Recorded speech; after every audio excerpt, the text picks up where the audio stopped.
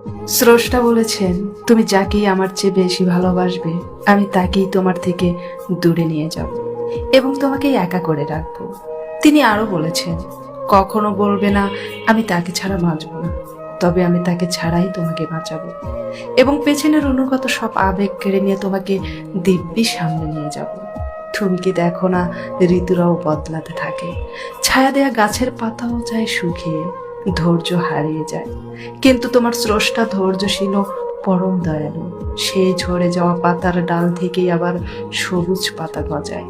তুমি কি দেখো না তোমার স্রষ্টার এই নিদর্শন, যে মানুষটাকে তুমি নিজের অংশ ভাবতে সেই মানুষটাই একদিন অচেনা হয়ে যায়। এমনকি তোমার বন্ধু শত্রুতে পরিণত হয়, আর শত্রু খানিক সময় পরে পরিণত হয় বন্ধুতে। যে মানুষটাকে নিজের জীবনের চেয়ে বেশি ভালোবাসতে সেও প্রতারণা করে। তবে তুমি কেন স্রষ্টা বিমুখ হয়ে মানুষকে ভরসা করো? অদ্ভুত এই পৃথিবী, যখন তুমি ভাবো এটা হবে না কখনো, কিন্তু পরক্ষণে সেটাই হয়। সেটাই হবার নয় কি?